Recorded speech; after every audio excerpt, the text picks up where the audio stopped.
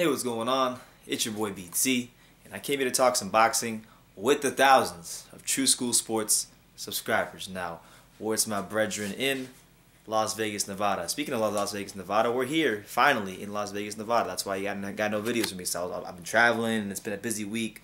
But not for me. This video right here, I wanted to talk about Brandon Rios. He had his first fight since the Timothy Bradley fight in 2015. He fought a guy by the name of Adrien Herrera, a journeyman type of fighter. A guy who has in the past has shown some punching power here and there against lower level opposition.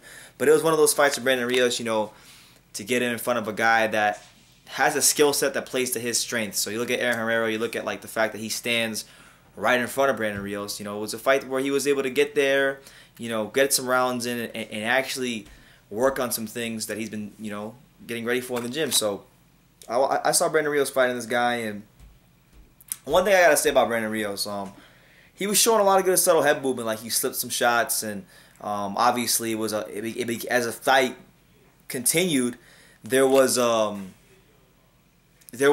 if I can see it became more of a firefight. It became more of like an inside war of attrition type of fight, which is what Brandon Rios wanted. And it was a fight where it was fun to watch.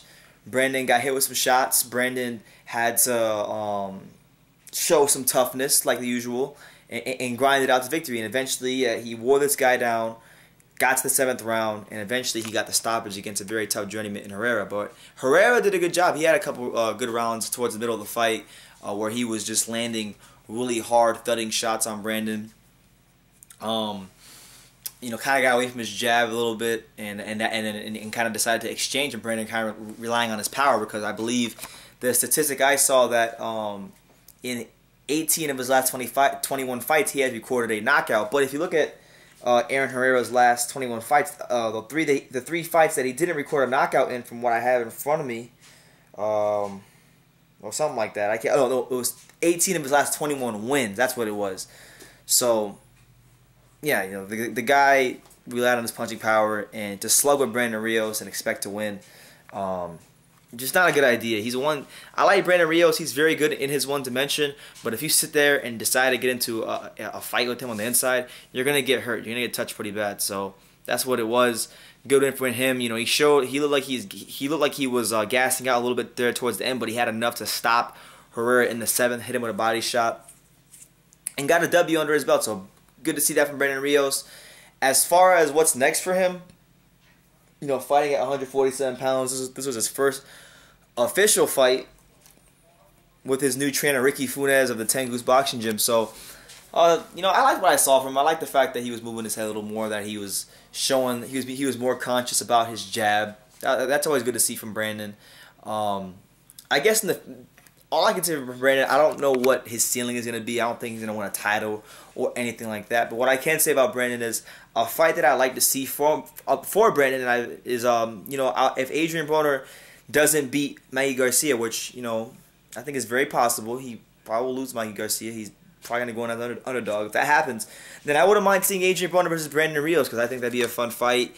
It'd be one of those fights where I think Broner in the past has shown the willingness to stand in front of somebody, the willingness to trade with somebody. So I wouldn't mind that fight. I think it'd be good for the fans, good for the sport, and their styles would mesh very beautifully. But that's the news. Just want to get this out there. Brandon Rios stops Adrien Herrera in the 7th round of the 10-round fight on FS1.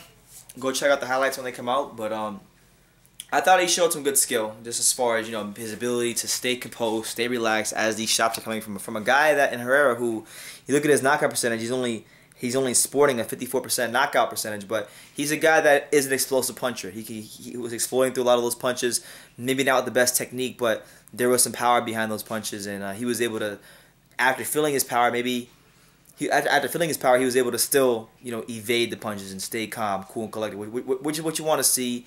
And obviously, he worked very hard in the gym to get down back to the weight, and it's good to see him get a W under his belt and be rewarded for his work in the gym. So shout out to Brandon Rios on his win. Let me know what you guys think in the comments down below. Take the time to subscribe, and you can love me or you can hate me, but I'm just a kid from being it. So until next time, take care, guys.